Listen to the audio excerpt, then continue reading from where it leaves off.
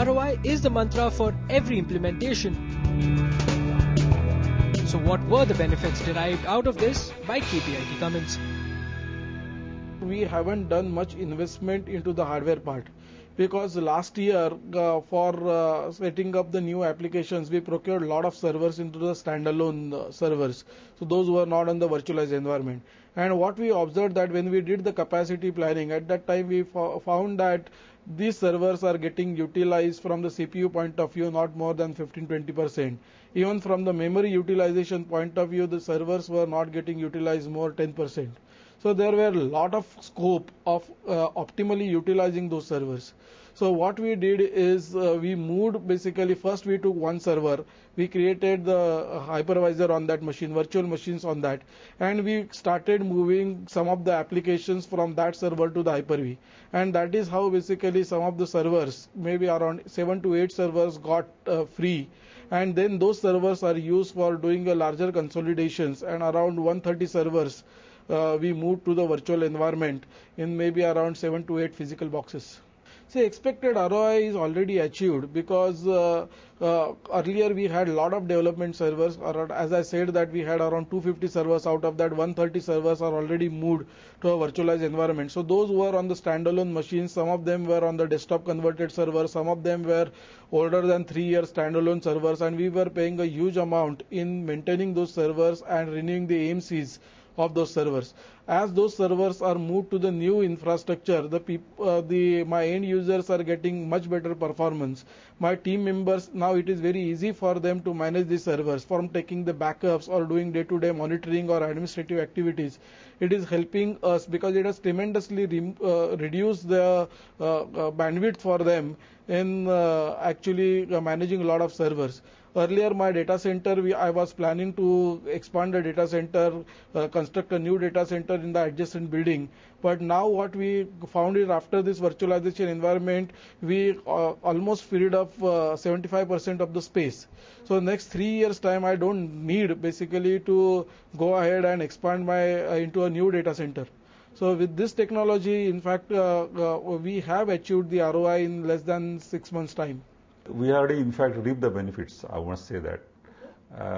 One of the major sort of benefits is that we reduced our number of servers. We had number of servers in our data center as well as with the project teams. There are about 260, 270 servers. So we brought that number significantly down.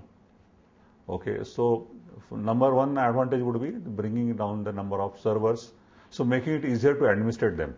If the number of servers is more, naturally, you are more involved into administrating them, individual servers. So that was a problem which really got eased down. The second big advantage I would say is that the energy cost. When you bring down the number of servers, naturally the energy consumption is less. That is the second advantage.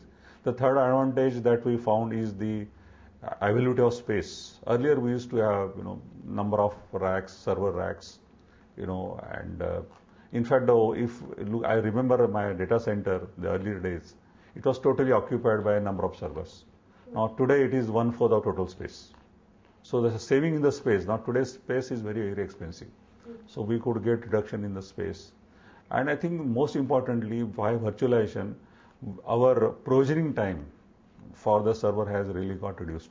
Earlier, when people would ask a server, to be provided, it will take 6 weeks, 7 weeks time for us to really, make the server ready, procure and give it to them. Now today, by virtualization, it is already ready. In 3 to 4 hours time, we can give them the environment which they want. Our users, what they want can be given. So I think there's a major sort of change the way we used to look at providing the servers to our users. And I would say there's a paradigm shift in this. After a satisfactory experience with Microsoft on the virtualization front, KPIT Cummins is open to deploying some more innovative solutions from the company. Let us now know what is in the pipeline. See, right now we are planning to move the critical applications on the virtualization platform, like we have the SAP ERP and we also have the Exchange and other servers are there. So we are thinking of now the next step is move the critical applications into the virtualization environment to get the best possible returns. So we are already evaluating the Microsoft Windows 2008 R2, where there are a lot of management features they have added into the basic hypervisor.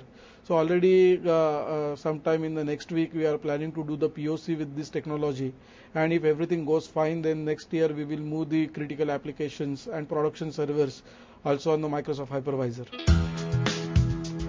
Well, it seems like KPIT is a happy customer as Microsoft is following the saying, customer is the king through and through.